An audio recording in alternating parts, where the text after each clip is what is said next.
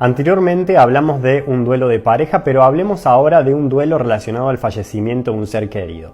¿Qué pasa en nosotros cuando muere un ser querido? Es lógico y obvio que haya mucho dolor porque es un proceso de cambio al cual uno se tiene que adaptar física, emocional y energéticamente y básicamente con todo su ser. Se dice que las etapas del duelo son negación, ira, aceptación, aprendizaje o toma de conciencia y se dice que van en ese orden, pero lo cierto es que esas etapas pueden estar mezcladas, ¿no es cierto? Un día puedo sentirme súper triste, al otro día eufórico, al otro día tomar conciencia y ver lo que me enseñó la persona esa y todo lo que yo disfruté y aprendí, luego caer en la negación, luego enojarme, luego en la aceptación y así, hasta que voy procesando la situación. No hay un tiempo estipulado para cada persona para procesar el duelo. Por lo tanto, de alguna forma no hay que presionarse a superar, ni tampoco hay que mirar para otro lado para no querer ver el dolor, ¿no es cierto? Porque eso va a hacer que el dolor básicamente se congele y con el tiempo veamos que ese dolor se va a manifestar a través de un síntoma, ya sea físico o emocional, o ambos, ¿no es cierto? Entonces, para procesar esta situación lo primero es aceptación, o sea, decir sí a lo que pasó, por mucho que cueste, o sea, por muy doloroso que sea, y saber que va a doler.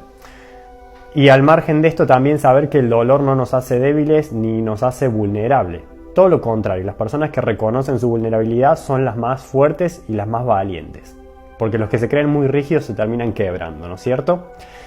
Entonces, como primer punto eso. Luego también hay que duelar, digamos, lo que se vivió, las rutinas, el apego, las costumbres, el día a día, aceptar que eso ya no va a estar más. Y también hay que duelar, una parte importante, ¿no es cierto? Es duelar lo que pudo ser y no fue. O sea, todas las expectativas que yo tenía con esa persona, los planes de viajar, de hacer esto, de construir una casa, de comprar esto, de visitar este lugar, de hacer este deporte, de hacer esa actividad juntos, ¿no es cierto? Es como de alguna forma empezar a desarmar o permitir que se vaya disolviendo eso que se quería construir, ese ideal, ¿no es cierto?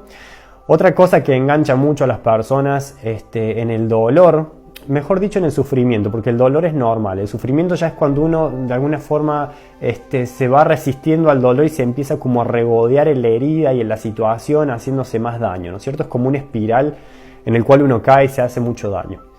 Entonces, una de las cosas que más nos suele atar al sufrimiento es básicamente todo lo que no se hizo o no se dijo, al igual que cuando hablamos en los duelos de pareja. Él tendría que haber sido así, él tendría que haber sido asá, él tendría que haber dicho esto, él no tendría que haber dicho esto, él tendría que haber puesto más límites, él tendría que haber puesto menos límites. Tendría que haber sido más expresivo, más cariñoso, o a lo mejor más firme o más responsable, o no haber dicho esto, o no haber discutido. Todas esas cosas que de alguna forma quedan acá, atragantadas o en el estómago, ¿no es cierto? Porque no las pude de alguna forma exteriorizar y claro, ya no está la persona para que yo le pueda decir eso o hacer lo que correspondía hacer en su momento.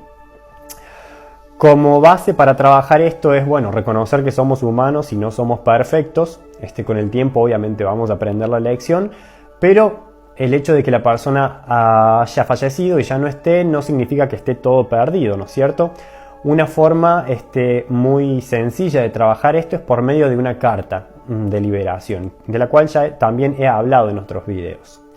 Hago una carta a la persona en cuestión, sea mi abuelo, hijo, primo, hermano, amigo, quien sea que haya fallecido, y me tomo un momento tranquilo, un momento de intimidad para mí en el cual yo me pueda permitir exteriorizar todos los sentimientos que me vayan surgiendo al escribir esa carta.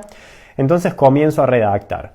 Y la puedo hacer en 3 días a la carta. Los primeros días me voy a permitir salir todos los sentimientos más bajos, permitirme expresar y vaciarme de sentimientos humanamente más bajos, ¿no es cierto? A lo mejor rencor, ira, odio, contarle a la persona, no sé, lo mucho que a uno está sufriendo, lo mucho que le duele que ya no esté, maldecir a la vida. No hay que contenerse, no hay que ser políticamente correcto. Esto es un ejercicio para vaciarse, ¿no es cierto? Para vaciar el segundo chakra que se suele sobrecargar con esas cosas y esa energía emocional que no permitimos que salga. Entonces, es para alivianarnos la carga.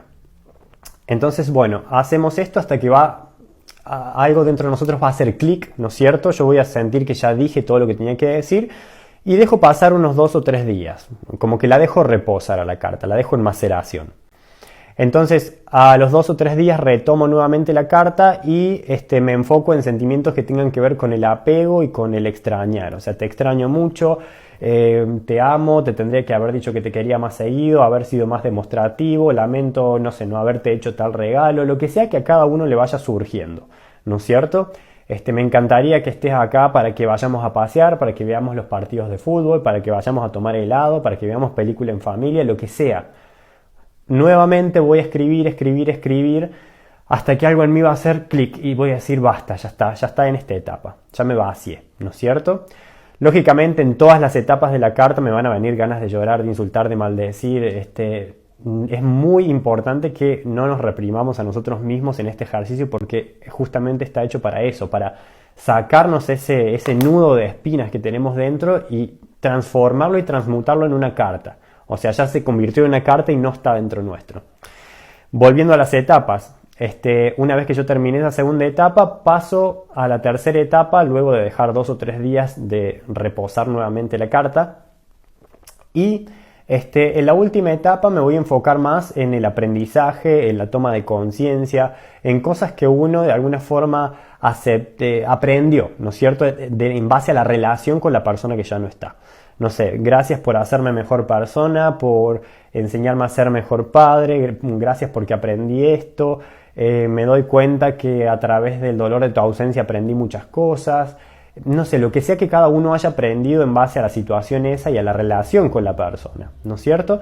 Entonces yo cuando termino esa etapa yo voy a quedar súper liviano, voy a quedar con mucha más paz, porque no voy a tener ese torbellino emocional y energético adentro mío que me da vueltas y que de alguna forma me carcome, que a veces en muchas personas se traduce en una presión que comprime el pecho, la zona del tórax, del chakra cardíaco.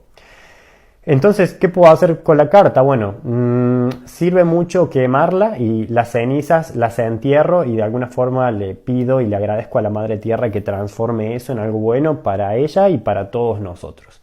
De esa forma es un acto simbólico o psicomágico, si se lo quiere llamar, que sirve para justamente, como digo, vaciarnos y de alguna forma hacer el duelo mucho más liviano y mucho más llevadero. Así que espero que les sirva. Y otro ejercicio que se puede hacer más o menos del mismo estilo es básicamente hacer uno solo, una constelación familiar en su casa. Con uno y un almohadón, una frazada o un peluche grande, algo que yo digamos use como representación de esa persona. Entonces, ¿cómo hago esto? Puedo tomar ese almohadón, cojín, frazada, peluche o lo que sea que cada uno tenga a mano, lo coloco en una silla y de alguna manera decreto que pongo como una impronta energética de la persona en cuestión, la persona fallecida, en ese peluche, almohadón o frazada, ¿no es cierto? Esto no significa que uno está poniendo el alma de la persona ahí adentro, pero básicamente es como hacer un acto simbólico con un objeto que represente esa persona, ¿no es cierto? Entonces luego de que yo toco el objeto y le pongo la impronta energética de la persona en cuestión, me paro o me siento enfrente y comienzo a decirle todo esto que yo dije anteriormente que se podía escribir en la carta, ¿no es cierto? Básicamente empiezo a hacer catarsis.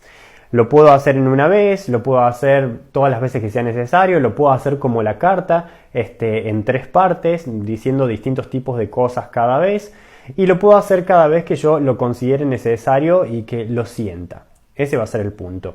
Entonces, en este caso, al igual que como dice en la carta, lo que hago es de alguna forma sacar todo lo que tengo adentro, ese remolino emocional y energético, y de alguna forma transmutarlo, liberarlo, darle una forma. De esa manera el duelo se va a hacer mucho más liviano, mucho más llevadero y, ¿por qué no, más corto también?